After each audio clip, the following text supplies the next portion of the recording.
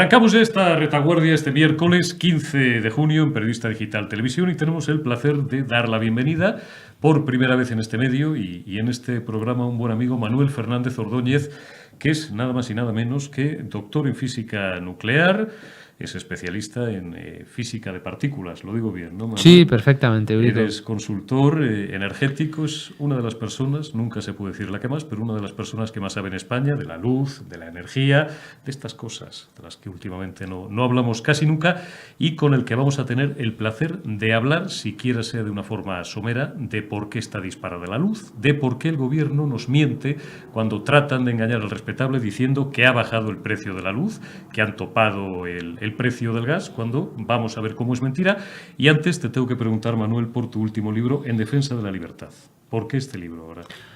Bueno, este libro surge yo creo que de la necesidad de desmontar mitos sobre los que se asientan buena parte de los discursos que hoy calan en la sociedad generalista en temas como la energía, como el medio ambiente y como algunos aspectos de la economía que son directamente falsos, ¿no? Se asientan sobre dogmas de fe que no resisten un mero análisis de escasos segundos con los datos de la realidad, ¿no? Argumentos sobre que el mundo está cada vez peor, argumentos sobre que la pobreza aumenta, argumentos sobre que cada vez hay más desigualdad.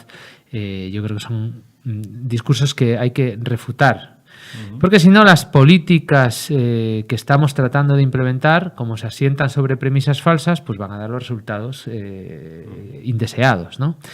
Y probablemente la economía y la energía sean dos de esos aspectos de la sociedad donde más mitos existen, ¿no? Y este libro precisamente trata un poco de aunar esos dos campos, el campo de la energía, el campo de la economía, y tratar de explicar cuál ha sido la influencia de la energía a lo largo del desarrollo de la humanidad, cómo la energía ha tenido un papel fundamental para sacar a la sociedad y sacar a los seres humanos de la miseria y de la pobreza y llevarnos a los estándares de nivel de vida tan altos que tenemos el placer de gozar y de disfrutar hoy, y cómo también esos altísimos niveles de vida no solo se asientan sobre los pilares de la energía, sino que se asientan también sobre otros pilares de índole institucional, como por ejemplo la libertad, ¿no? Y por eso el libro se titula En busca de la libertad, el planeta en peligro, ¿no? Porque trata de defender el papel que la libertad juega en la resolución de los conflictos medioambientales que nos tocan vivir hoy en día, ¿no? Sería simplista formular la pregunta de la siguiente manera: la luz sube, la energía sube, los precios suben de una forma desbocada, como desgraciadamente estamos comprobando, porque hay un exceso de intervencionismo. En parte sí. En parte sí. No creo que sea el patrón fundamental que nos deriva a estos aumentos tan extraordinarios de los precios de la electricidad en los últimos meses, pero desde luego sí que los sistemas energéticos a nivel internacional y el español en particular son sistemas altísimamente intervenidos. Altísimamente intervenidos.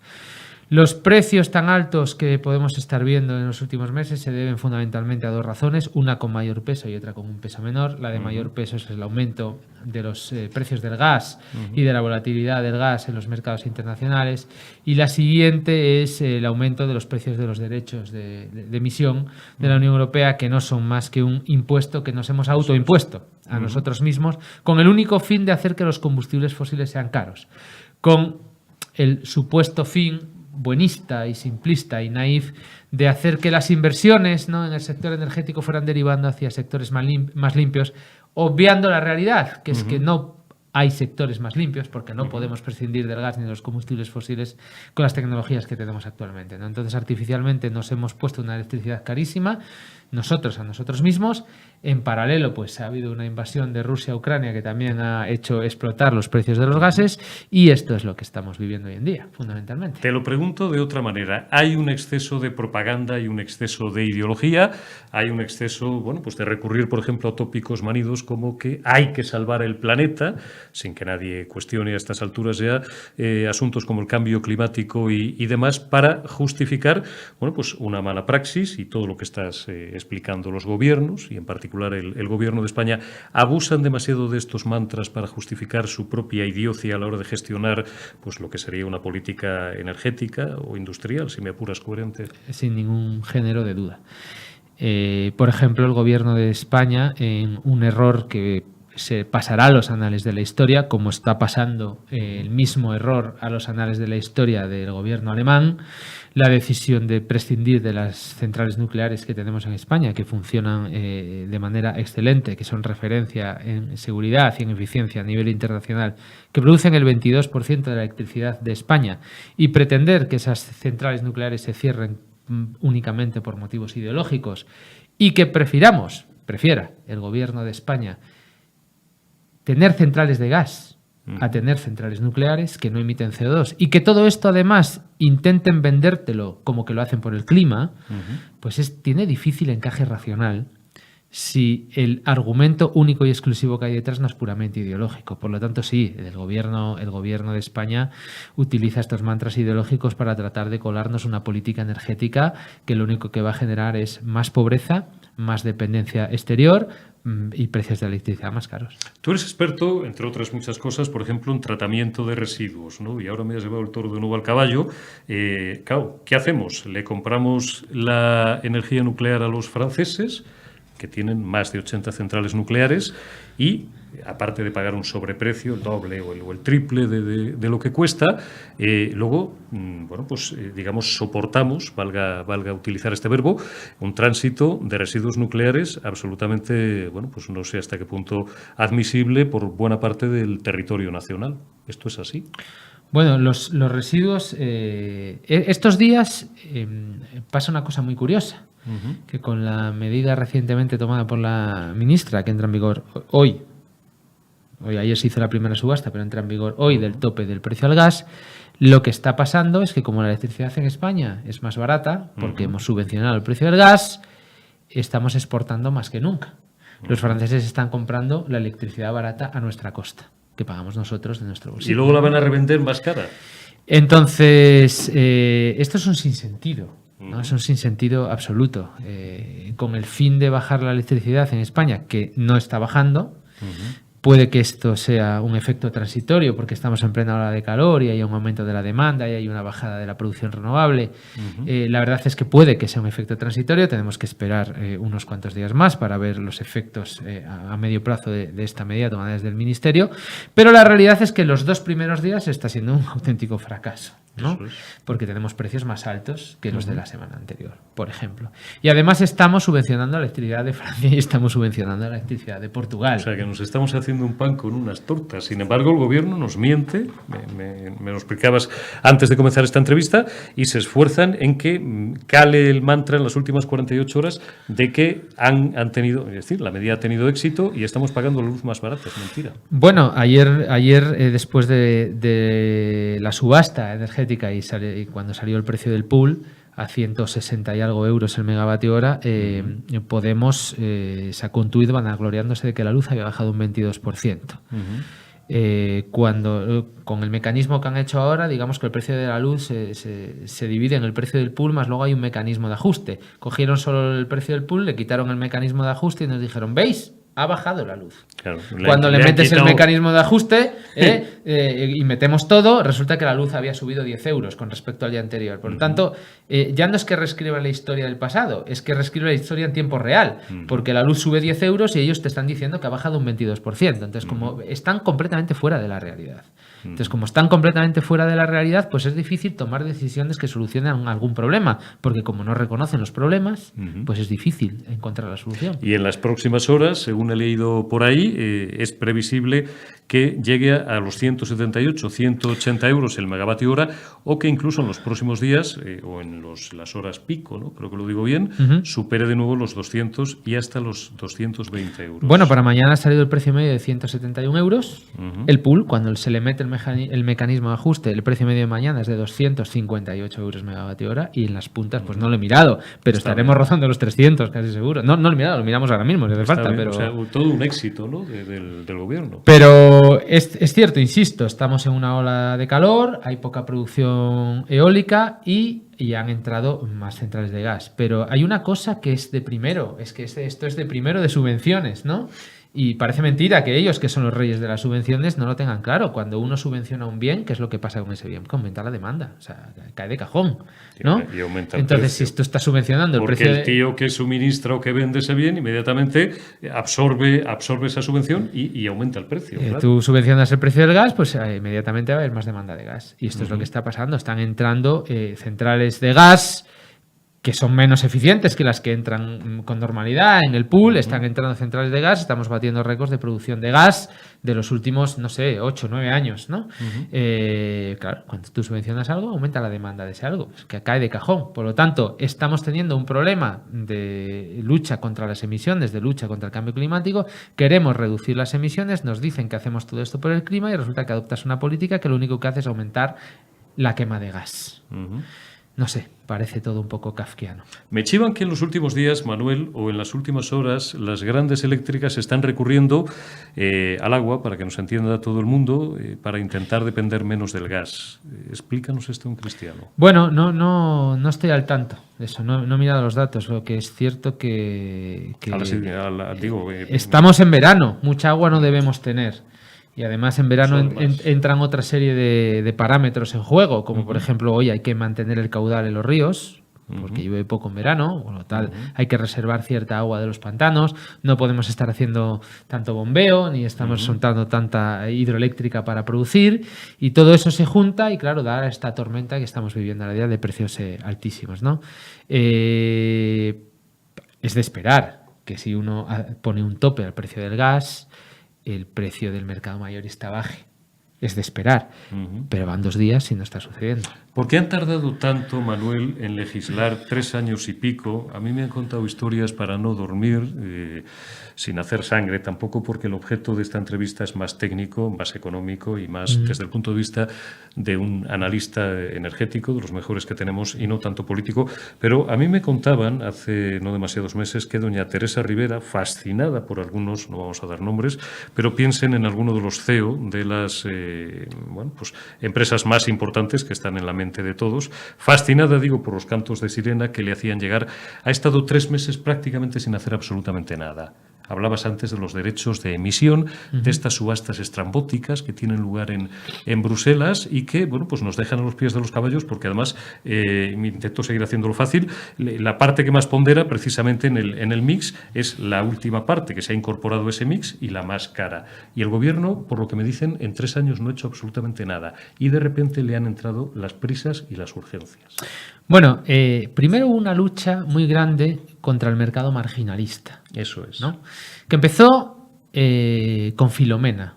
Es una lucha que viene de siempre, ¿no? La lucha contra el mercado en cualquiera de sus variantes, ¿no? En Filomena se vio muy de manifiesto la lucha contra el mercado marginalista. Recordaremos todos a nuestros, iba a decir líderes, pero voy a decir a nuestros políticos, tratando de buscar la mejor analogía culinaria para explicar cómo funcionaba el mercado. ¿Te acuerdas? Que si los aguacates, que si el champán, que si las fresas a precio de champán, que si el Don Periñón a precio de, en fin, cada cual haciendo el ridículo a su manera, porque en realidad ninguno entiende cómo funciona el mercado eléctrico, claro. Fue una lucha a muerte contra el mercado marginalista, porque claro, ¿qué es esto de pagar toda la luz al precio del más caro que entra? ¿No? Parece que no se entiende bien. No, debe ser que en Europa somos todos tontos, y estamos todos los países pagando la luz al precio del más caro que entra porque a ninguno se nos ha ocurrido hacerlo de otra manera, ¿no? Claro, lo que no han pensado es que la teoría económica lo que nos dice, hay infinidad de literatura al respecto para el que la quiera leer y el que la entienda, claro, lo que nos dice la política económica es que si nosotros cambiamos un mercado marginalista por un mercado pay-as-biz, el precio que va a salir de ese mercado es, como mucho, igual al marginalista y casi seguro peor. Por tanto, el mercado marginalista lo que asegura es el precio más barato para el consumidor en cada momento. Por eso el mercado marginalista. El mercado marginalista se pone en España porque es una directriz de la Unión Europea. No es algo que nos hayamos inventado nosotros en España, claro. Lo que pasa, lo que oculta este discurso, no es una lucha contra el mercado marginalista, es una lucha contra el mercado en general, contra cualquier tipo de mercado. Porque ellos lo que quieren es cargarse el mercado, intervenir el mercado, hacer una auditoría o nacionalizar directamente las plantas de generación eléctricas y pagarle a cada uno un rendimiento razonable que ellos, por supuesto, desde el Ministerio serán los que determinen cuál es el rendimiento razonable. Lo que hacía Franco. tanto, ¿no? Es y determinar cuál es el beneficio exacto, al que pueden aspirar las eléctricas. Entonces, y a eso luego lo quieren llamar mercado, ¿no? Entonces eso dista mucho de ser un mercado. Incluso lo que tenemos ahora dista mucho de ser un mercado, está altísimamente intervenido, ¿no? Pero lo que quieren es cargarse directamente el sector, intervenirlo y decidir cuánto tiene que ganar cada uno, ¿no? Lo que pasa que, claro, ese discurso funciona muy bien cuando uno está en la oposición. Pero deja de funcionar cuando gobierna. Claro. Porque en Europa no te van a dejar hacer nada de eso. Hubo un intento, pero claro, duró lo que dura un caramelo en la puerta de un colegio, porque es imposible que en Europa te dejen hacer nada de eso. Ya nos parece fascinante que la ministra haya conseguido que en Europa la aprueben la excepción ibérica, esto de topar el precio del gas. Y han tardado muchísimo, han tardado meses en aprobarlo. Y yo creo que es porque fundamentalmente teníamos un problema grandísimo con los mecanismos de ajuste en frontera. Esto que yo comentaba ahora mismo, ¿no? Porque claro, al final los precios del mercado español, todo esto entra en un algoritmo europeo que se llama Eufemia y da unos precios, un tema relativamente complejo. Y claro, que tú tengas una excepción ibérica donde tienes un precio muy barato. Es una distorsión del mercado. Es una distorsión y va a hacer que Francia primero te compre muchísimo más a ti. ¿Cuánto? Pues todo lo que dé el cable que nos conecta con ellos, las interconexiones, ¿no? Están a tope, pero también con Portugal. Y también con Marruecos, aunque un porcentaje muchísimo menor, ¿no? Pero vamos, pues hemos calculado que en torno a 1.000 millones de euros le vamos a regalar a los franceses y a los portugueses en los próximos meses. Pues fíjate, vamos a pagar todos. Como nos sobra el dinero, Manuel. Claro. Una última pregunta en dos ideas muy simples o en tres como mucho. ¿Qué habría que hacer para bajar el precio de la luz? Así de simple. Bueno, pues para bajar el precio de la luz, lo primero es quitar del recibo de la electricidad todo aquello que no tiene absolutamente nada que ver con el recibo de la electricidad y que son costes eminentemente políticos. Y esos costes políticos, como costes políticos que son, deberían ir a los presupuestos generales del Estado. Ahora bien, de nada nos sirve quitar un paquete de 9.000, 10.000 millones de euros del recibo de la luz y mandarlo a presupuestos generales del Estado si no reducimos el gasto público en 9.000 o 10.000 millones equivalentes. Porque si yo saco un paquete de recibo de la luz, lo mando a presupuestos generales del Estado y no reduzco nada, es decir, lo mismo me da pagar un recibo de la luz que pagar un impuestos. Lo que queremos es no pagarlo. Está claro. Lo que queremos es no pagarlo, porque si no, no estamos disminuyendo el precio de nada en el global, ¿no? Y la luz tiene del orden de 7.000 millones de euros de primas a las energías renovables, la cogeneración y residuos, que es un coste político, son decisiones políticas y deberían estar en presupuestos generales del Estado. La luz tiene una serie de costes, como los costes extrapeninsulares, el déficit de tarifa acumulado, los intereses del déficit de tarifa, que son costes políticos que deberían estar en presupuestos generales del Estado. Y luego lo que, desde luego, debería hacer el gobierno es dejar de utilizar la factura de la luz de los españoles como instrumento recaudatorio.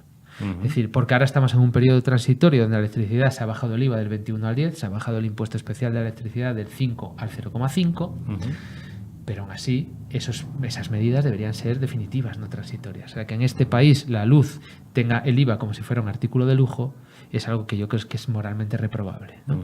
Y que en este país se impusieran en el pasado impuestos como el impuesto general de la electricidad, impuesto especial, perdón, de la electricidad, que en el pasado se impuso para financiar la minería del carbón, etcétera, etcétera, la minería del carbón que ya tenemos, pero impuesto que seguimos pagando y con él ahora financiamos las comunidades autónomas. De un 4,86. 5 y pico, 5,11. El 5,11, sí, era 4,86 antes. Y luego una serie de cargas parafiscales en forma de reales decretos ley y normativas, pues que lo que hacen es encarecer artificialmente el precio de la luz. Por ejemplo, la ley 15 del 2012, que se instrumentalizó una vez camuflada con el discurso climático de tenemos un problema del cambio climático y tenemos que ser más sostenibles y vamos a poner una serie de impuestos, pero claro, en una ley de cambio climático se grava al combustible nuclear y se grava a las centrales nucleares que no emiten CO2 y que son tu principal aliado en la lucha contra el cambio climático y les pones un impuesto para solucionar algo del clima, pues yo creo que no se entiende, ¿no? Claro. Ese impuesto, el origen que tenía era solucionar el problema del déficit de tarifa del sistema eléctrico español y se camufla como clima.